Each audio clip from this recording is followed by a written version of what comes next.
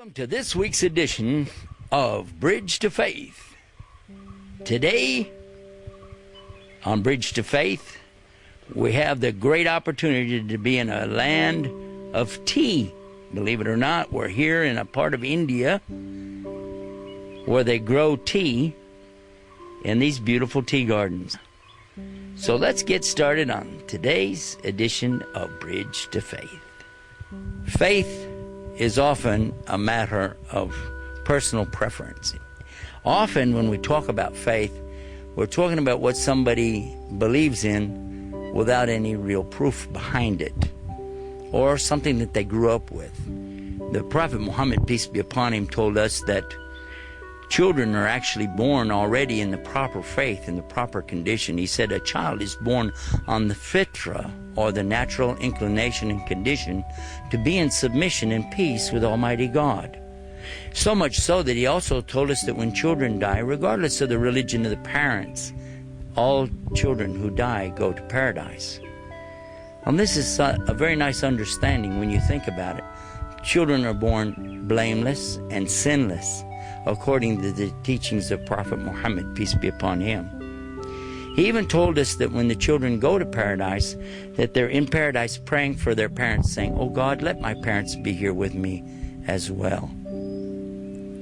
When we talk about the natural condition of what true belief is, and then we talk about the proofs that go along with it, it becomes evident that the one that has the most proof, the most evidence, certainly should be the one to be considered. After all, blind faith is one thing, but faith with proof is certainly something else. When we talk about science, science is based on testable evidences that you can prove. Often people talk about science as though it were opposing faith, but in reality, the more faith you have in what you have evidence for, I believe that's called proof. And inshallah, this is the proof that we're all looking for. We always invite those of other faiths to look at Islam based on the evidences and the teachings rather than what some Muslims may do or not do. The important part, though, is to remember, regardless of how you were brought up, regardless of the religion of the parents, to look to your own faith, what you believe and why. And the more I think that we look at our faith and work toward what is good in it, the more that it makes it a nice bridge for all of us. Well, we're going to do something right now, and then we'll come back with a second part of our program here on Bridge to Faith.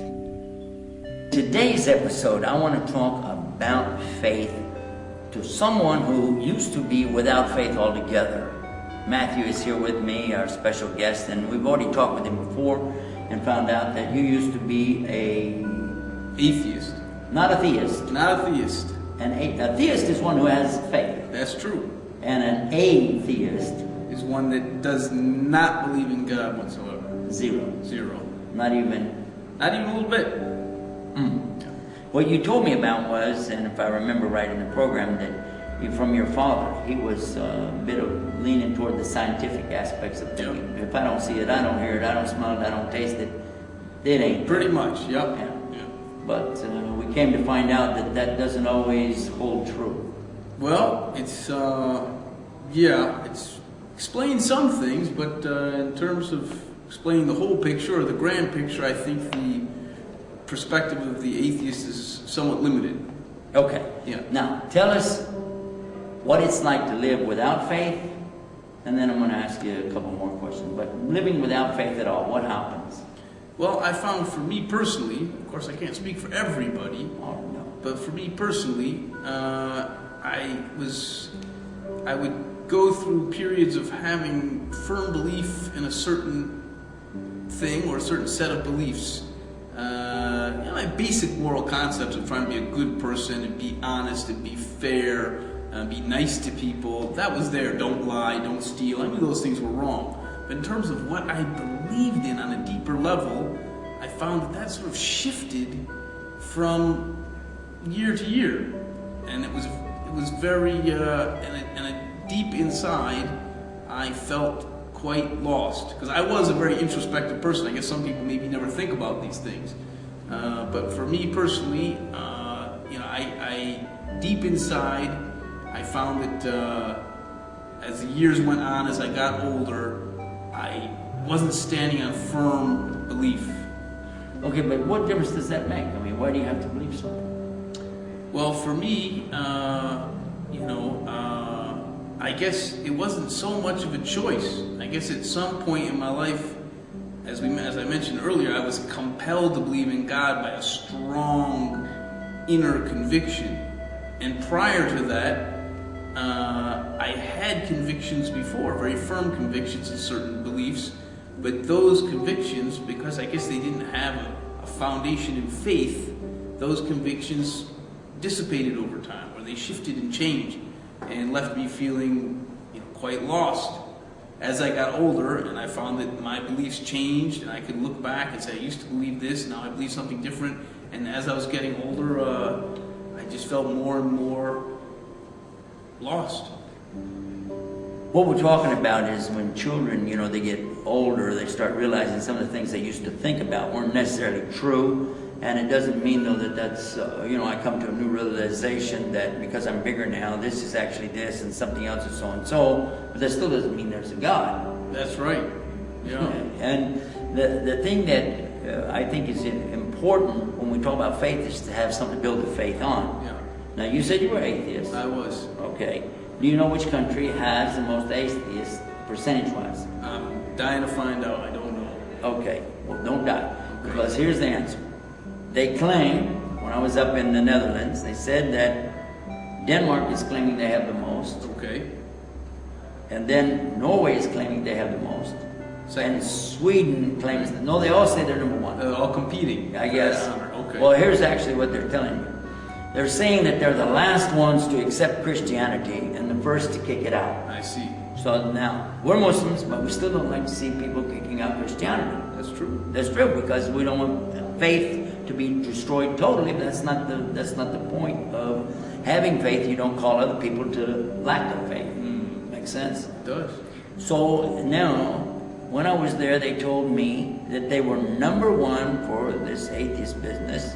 They were the first ones to kick out Christianity. Oh, and guess what else? What else? All three of them are competing to be number one in the world for suicide. Oh my goodness. Yeah, It's pretty suicide. It's pretty alarming. Yes. Yeah. And they would show me buildings that people jump off of, bridges that people jump off of. Now, we talk about jumping off of bridges. You're watching Bridge to Faith, by the way. And we want you to use the bridge to get to faith, not to jump off of. Different bridge. Yeah, well, you know, I've had people watch my shows in the past and tell me that they were on the verge of doing something very drastic or radical, and then they see our program. We're talking about settling down, thinking about things, and putting your life in perspective. Very important. And they tell me that it benefits them. So I guess that's what I'm leading up to. Yeah. How did you feel before you had faith? Well, I guess I vacillated a lot. I went through periods of my life where I had very high emotion and felt like everything was in place and felt happy, but most of that was because of external things. And I also, you know, I went through periods of deep, dark, extended depression. You know, that was very From one hard. side to the other. Yeah. Extremes. Yeah. Over a period of years, you know, not from day to day, but periods when I felt everything was clicking and I was doing great, you know, because mostly externally things were going really well, to periods where I felt completely lost. But if externally things went bad, then you'd get depressed. Yeah. Well, this is another thing I found in those countries I just mentioned to you, that they are the highest also for alcoholism and drug abuse. Not too surprising. And for unmarried pregnancies. Well, All of the things that morally people frown upon. Those who have faith look down on it and say this is the wrong way to go. And these countries who are having the least faith are claiming they have the most of those things. So look at the parallel we've got, especially the suicide. I keep going back to that because that's ultimate. yeah, that's dramatic. So can I ask you this? Sure.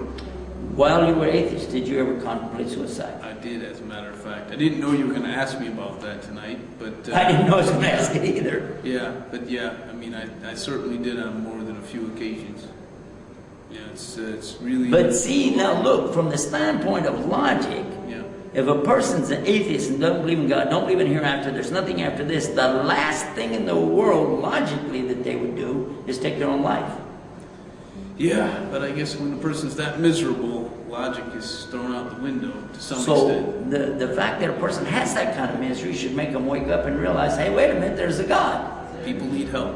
They need help. People need a lot of help. And coming to faith this is of course our message, that faith is very important. If you're a Christian, don't give up your faith to become an atheist. If you're a Jew, don't give up your faith to be an atheist. Don't give up your faith. Hang on to what you've got. We call people to what? To come closer to God by understanding more about God and His message. And think about it. We are asking you to use your mind, be logical, yes, but just because something doesn't work, don't automatically throw the baby out with the wash water.